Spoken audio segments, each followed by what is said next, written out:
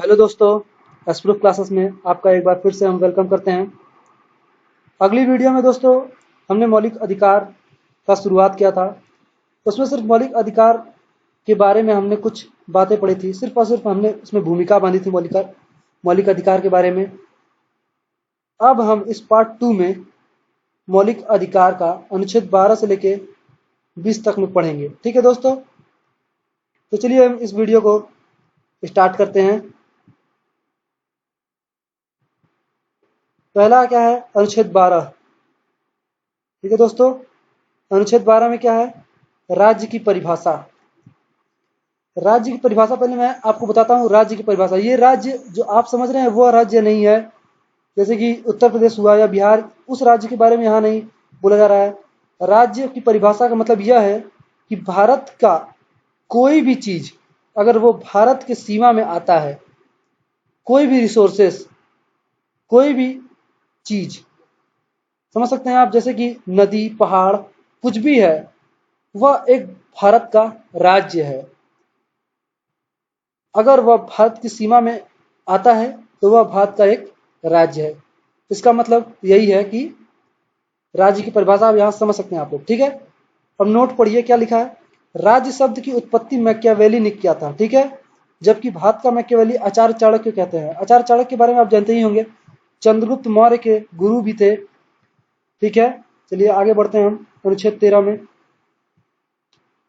अनुच्छेद 13 यह है, सुप्रीम कोर्ट न्याय की पुनः समीक्षा कर सकती है। ठीक है, इसका मतलब क्या है, समझ में आ रहा है आप लोगों को? इसका मतलब यह है कि अगर आपको लगता है कि आपके साथ कोई न्याय, अच्छा से न्याय नहीं मिला है, आपको कोई भी प्रकार का न्याय करने में हाई कोर्ट को दिक्कत हुई है, या मतलब आपको लगता है कि आपको न्याय अच्छे से नहीं मिली है और अच्छे से हमको न्याय मिल सकता है, ठीक है, तो इसका पुनः समीक्षा आप करा सकते हैं सुप्रीम कोर्ट में, जिसे कहते हैं भारत का सबसे बड़ा कोर्ट भी आप कह सकते हैं, सुप्रीम कोर्ट, हाईएस्ट कोर्ट।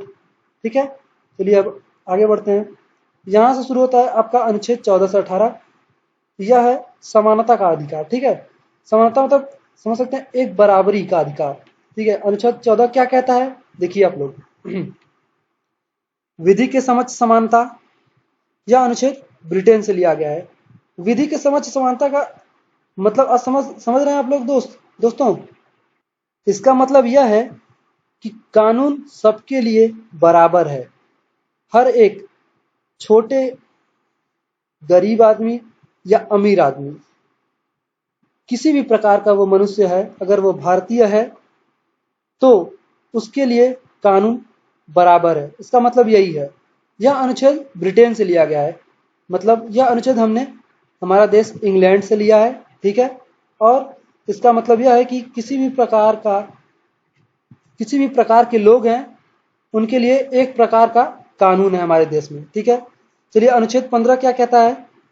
अनुच्छेद 15 यह कहता है, धर्म, जाति, लिंग, स्थान पर समानता। ठीक है, मतलब आप किसी भी धर्म के हो, किसी भी जाति के हो, या आप स्त्री हो या आप पुरुष हो, या आप कहीं भी स्थान पर रहते हो, आपको एक बराबर नजरों में देखा जाएगा। ठीक है, सार्वजनिक स्थलों के आधार पर। ठीक है, आप किसी भी धर्म के हो, किसी भी जाति को, आप एक समान है, आप एक भारतीय हैं। इसका मतलब यह है, क्योंकि यह समानता का अधिकार ही है। ठीक है दोस्तों, चलिए नोट क्या है, देखिए बहुत जरूरी चीज है ये नोट। इसमें क्या लिखा है, महिलाओं को 50% आरक्षण देने वाला पहला राज्य बिहार है, जो कि 2006 में मिला है। ठीक है, किसी भी प्रकार का मतलब 50% आरक्षण महिलाओं को यहाँ दिया गया है। अगर वो किसी भी प्रकार के एग्जाम में अगर बैठती हैं देने के लिए, ठीक है, एग्जाम देने के लिए बैठती हैं, तो उन्हें 50% का आरक्षण मिलता है, जो कि 2006 में शुरुआत बिहार ने किया था पहले। ठीक है, चलिए अब इसके आगे हम पढ़ते हैं क्या है ये।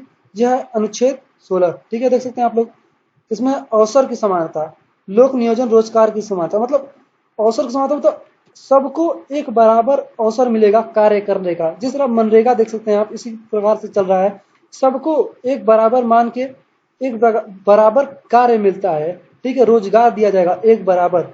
इसका मतलब सिर्फ और सिर्फ यही है कि एक समान है आप देश के लिए और समानता का अधिकार है। ठीक है दोस्तों, चलिए अनुच्छेद 17 क्या कहता है, हम ये भी देख लेते हैं।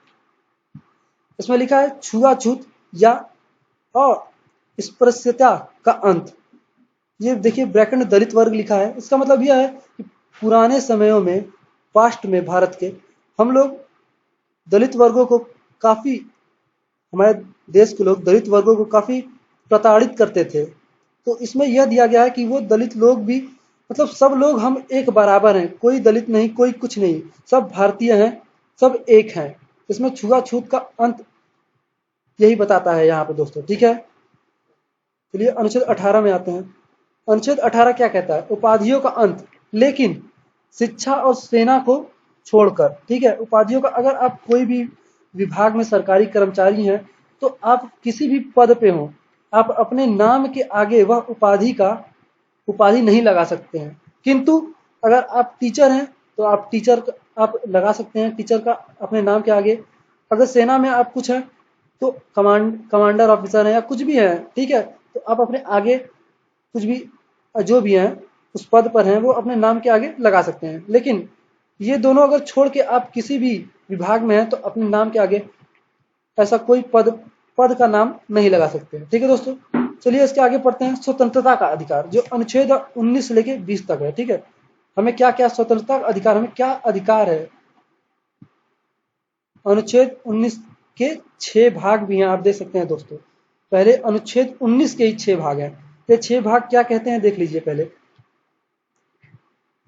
अनुच्छेद 19 का प्रेस आप जानते होंगे, मीडिया या बोलने की स्वतंत्रता। हमें बोलने की स्वतंत्रता है दोस्तों, हम कहीं भी किसी के बारे में कुछ भी बोल लेते हैं। ये भारतीय लोग का देखेंगे, ये पुरानी आदत है। हम किसी के बारे में, या तो प्रधानमंत्री हो या हमारे देश का मुख्यमंत्री हो या देश का उपराष्ट्रपति हो या राष्ट्रपति हो, हम उसे कुछ भी बोल देते हैं। ये हमारे देश की एक स्वतंत्रता ही है, जो हम अपने देश के मुख्यमंत्री और राष्ट्रपति को भी कुछ न कुछ बोल सकते हैं, ठीक है दोस्तों। ये अनुच्छेद क के तहत हमें बोलने की आज़ादी दी गई है, ठीक है। यह अनुच्छेद ख है दूसरा। इसमें सभा करने की स्वतंत्रता है, लेकिन सभा मतलब क्या, हम कहीं भी भीड़ जुटा के अपनी बातों को रख सकते हैं। इसका मतलब यह है कि हम कहीं भी सभा कर सकते हैं। देखते होंगे कहीं भी कोई भी रैली कर लेता है, तो ये हमें छूट दी गई है हमारे देश के तहत कि हम सभा करने के स्वतंत्र हैं, ठीक है दोस्तों। लेकिन बिना हथियार के, उसमें कोई भी प्रकार का हथियार नहीं यूज किया जाता है, ठीक है। चलिए अब अनुच्छेद 19 ग की ओर बढ़ते हैं हम। इसमें क्या दिया गया है, कमेटी का गठन कर सकते हैं हम, किसी भी प्रकार की कमेटी का गठन कर सकते हैं, ठीक है दोस्तों। किसी भी प्रकार का कमेटी, जिस तरह आप देखते होंगे कि हम किसी भी प्रकार का कमेटी गठित कर देते हैं, वही इसमें बताया गया है कि हम किसी भी प्रकार की कमेटी गठन कर सकते हैं। हम स्वतंत्र हैं, हम कोई भी कमेटी बना सकते हैं। जैसे आप सरस्वती पूजा देखते हैं तो हम सरस्वती पूजा में कोई भी प्रकार की कमेटी बना दी जाती है। यहाँ के इस गांव के लोग हैं तो हम कमेटी अपने बना लिए हैं, वो अलग, वो दूसरे गांव के लोग हैं वहाँ पे बना दी जाती है। उसी प्रकार यहाँ पे कमेटी बनाने का गठन करने में हमें स्वतंत्रता दी गई है, इसलिए हम ये कार्य कर सकते हैं। किसी भी प्रकार की कमेटी हम बनाने में सक्षम है। चलिए आगे बढ़ते हैं, अनुच्छेद घ की ओर बढ़ते हैं। इसमें घूमने की आज़ादी है, हम कहीं भी घूम सकते हैं दोस्तों। ये हमारे भारत देश की आज़ादी है, ये कोई कोरिया देश नहीं है। देख सकते हैं आप कोरिया को भी, वहाँ के तानाशाह देश है, वहाँ पे घूमने की आज़ादी बहुत ही कम है। यहाँ पे लेकिन हमारे देश को देखिए, यहाँ घूमने की पूरी तरह आज़ादी है। आप देश के किसी भी कोने में घूम सकते हैं, विदेश में भी जा सकते हैं। ये हमारे देश की एक स्वतंत्रता का अधिकार ही दिया गया है, जिसके प्रति आप देश के किसी भी, दुनिया के किसी भी कोने में आ और जा सकते हैं दोस्तों, ठीक है। अब चलिए अनुच्छेद 19 का दूसरे ओर चलते हैं। इसमें क्या दिया गया है, कहीं भी बसने की स्वतंत्रता है। हम अपने राज्य के, भारत के किसी भी राज्य में बस सकते हैं। ये पहले जम्मू एंड कश्मीर में अलाउ नहीं होता था, पर अब जम्मू और कश्मीर में भी ये अलाउ कर दिया गया है दोस्तों। और हम अब देश के किसी भी कोने में स्वतंत्रता पूर्वक बस सकते हैं दोस्तों। जी हाँ दोस्तों, ठीक है। चलिए आगे बढ़ते हैं 19 च में, अनुच्छेद 19 च की ओर।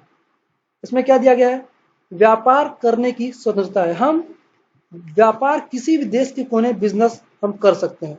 ये हमें छूट दी गई है कि आप किसी भी राज्य के हो, लेकिन आप किसी भी राज्य में जाकर व्यापार कर सकते हैं और कोई भी व्यापार कर सकते हैं। ठीक है दोस्तों, चलिए आगे बढ़ते हैं। ये नोट क्या लिखा है 19 क। 19 क का संबंध मीडिया या प्रेस से है। हमने पहले ही बताया कि ये मीडिया के बारे में बताया जा रहा है। 19 का ऊपर ही आपको मैंने बता दिया था। और ये लेकिन इसके आगे पढ़ लीजिए आप लोग, देखिए क्या लिखा है, जिसे भारत का चौथा स्तंभ भी कहते हैं। ठीक है, ये चौथा पिलर है हमारे देश का। ठीक है, चलिए अब आगे बढ़ते हैं अनुच्छेद 20 में। ठीक है, अनुच्छेद 20 की ओर रुक जाइए। अनुच्छेद 20 के तहत यह बताने की कोशिश की गई है, पहले पढ़ लीजिए आप लोग, देख सकते हैं, अपराध दोष सिद्ध पूर्ण स्वतंत्रता। इसका मतलब यह है कि जब तक आप पर कोई भी अपराध सिद्ध नहीं होता तब तक आप अपराधी नहीं कहलाएंगे और आप स्वतंत्र हैं। आप भारत के एक स्वतंत्र नागरिक हैं, आप कहीं भी आ जा सकते हैं, कहीं भी घूम फिर सकते हैं। अनुच्छेद 20 हमें यही बताने की कोशिश करता है। ठीक है दोस्तों, ठीक है, अब इसके आगे की चीजें हम अगले वीडियो में पढ़ेंगे दोस्तों। तब तक के लिए धन्यवाद, बने रहिए, खुश रहिए। जय हिंद, जय भारत।